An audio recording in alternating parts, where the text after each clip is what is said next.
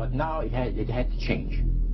Lucifer says we have to make sure that people, humans, get to believe that Satan and his angels do not really exist.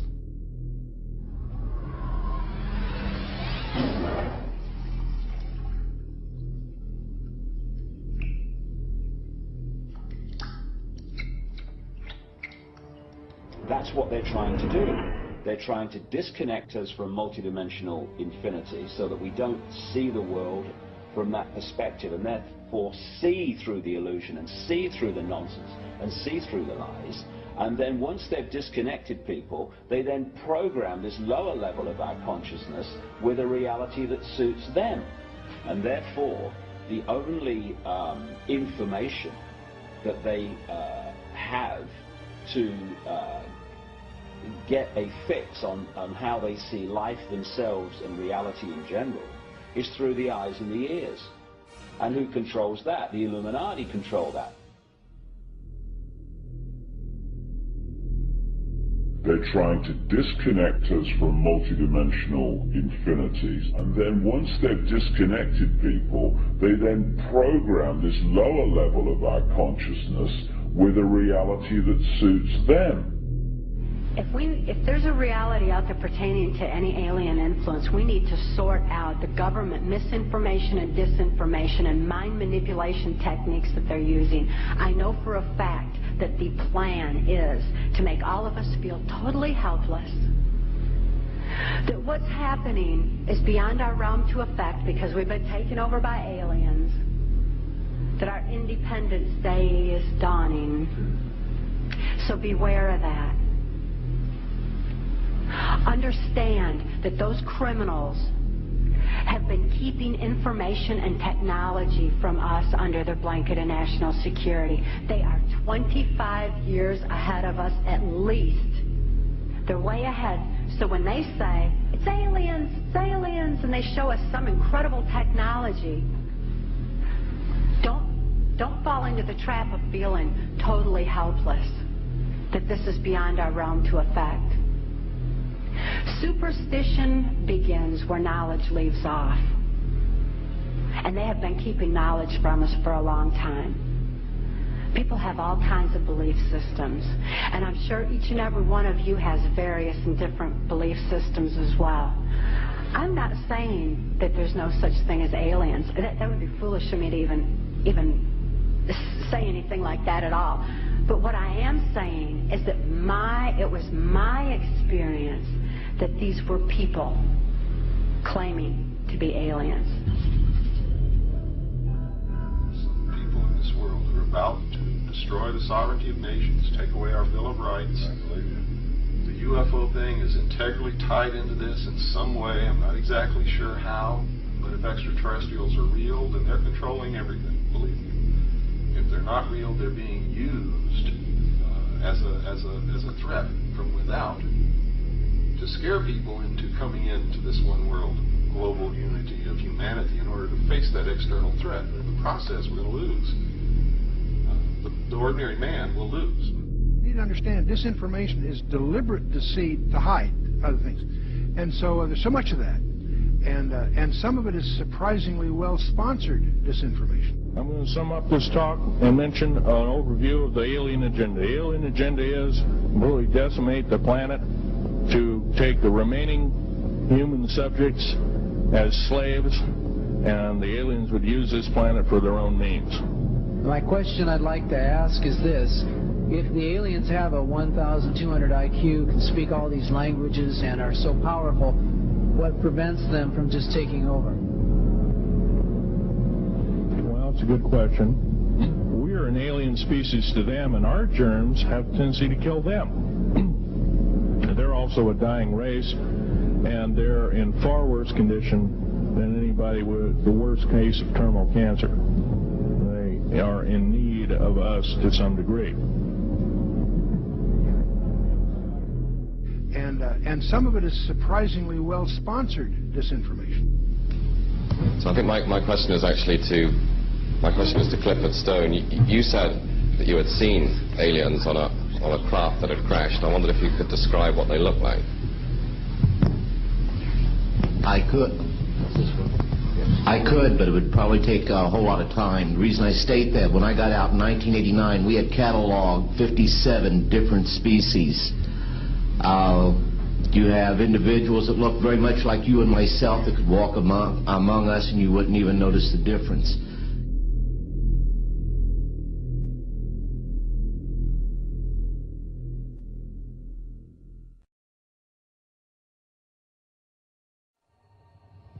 The situation is that you have various types of what we normally call grays. We didn't call them grays in the military, but you had at least 3 types of the grays.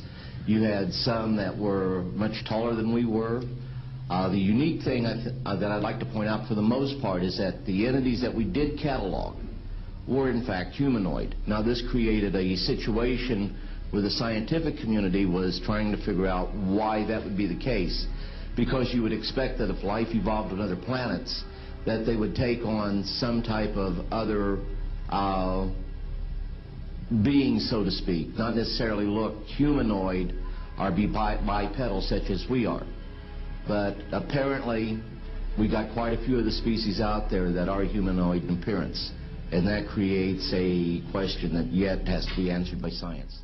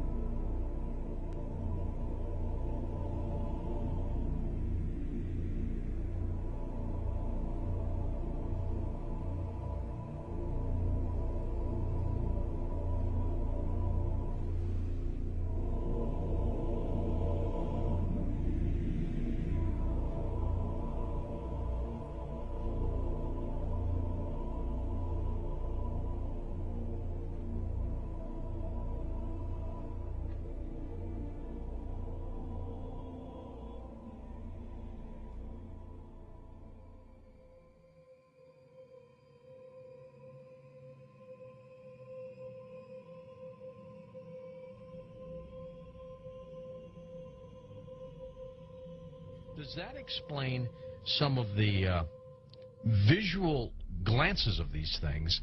They seem to just simply disappear. They're gone. Exactly. I mean, they're appearing out of nowhere and then disappearing right in front of people. And that's why scientists who have no axes to grind, they just say that it doesn't make that much sense. And also, if they're just trying to observe us, to take account of what we're doing on Earth, I mean, after a while, after so many months or years or centuries, it kind of gets old. They either would take us over, or they've already discovered all the information they need to know about Earthlings, and so they're just going to take us over or make first contact and just sort of do what they need to do next. To endlessly observe us It doesn't make any sense. It's something where, and also see if we have all these sightings, as you know much better than I do. Where are they landing? We don't see them getting out to get anything to drink or to eat. We don't see them. They've never tried to make contact with any large amount of people in a major city, and so this doesn't. And also all the endless medical procedures that the people who have claimed to have been abducted. Why the endless medical procedures? I mean, if we're talking about such an advanced race of alien beings, they don't need to do that over and over and over again. Interesting perspective. Let's talk about some of the facts out there of evidence that may support your conclusion that the UFOs are spiritual phenomena, not physical, like so many other people also believe. What can we pinpoint again? Well, again, it's something where you cannot have a material or a physical being penetrating the ground, penetrating the water, appearing in front of people, then disappearing instantly, and then also changing colors, sometimes only when they're accelerating, with every color in the spectrum has been recorded. Many UFOs coming and making one UFO breaking apart and then going into multiple UFOs. It doesn't make sense. And then not only just that, but to get into the fact of how far they're traveling and the speeds that they would have to travel, and just the other problems with cosmic dust and traveling at the speed of light, and then running into those bits of cosmic dust, the explosions that would be created, the amount of energy that would be consumed in traveling from these distances. Just all those kinds of things really scream out that you're dealing with a spiritual phenomenon, not a material or physical phenomenon. There does seem to be a deception here, because I've always wondered, my gosh, if they're that benevolent, if they're that understanding of humankind, make yourself available. And that's why some of these other scientists have said that they seem to be trying to set people up to deceive them as if they are aliens, but the facts just say that they can't be that there's something else. It doesn't make any sense, and there's something else, a psychological deception that's going on here. And many of these scientists say, I don't know what it is, but we've concluded that it's got to be that.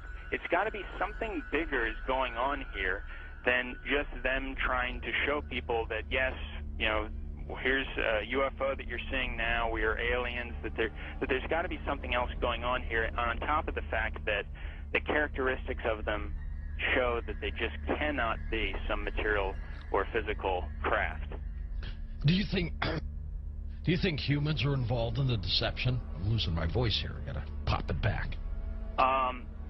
As far as I think there have been deliberate hoaxes that have been perpetrated, and it's an interesting statement. I mean, there are many that could be quoted, but Gordon Creighton, who I know you know of him, probably, who died in 2003, he made this statement in the British journal Flying Saucer Review.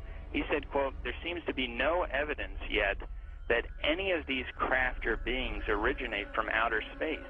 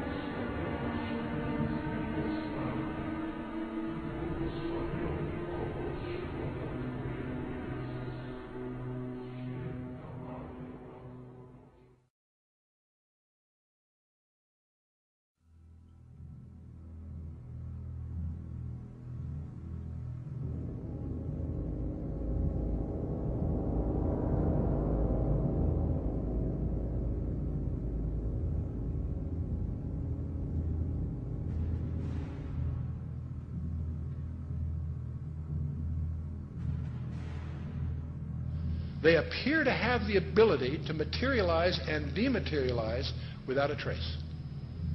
One of the great mysteries of the UFOs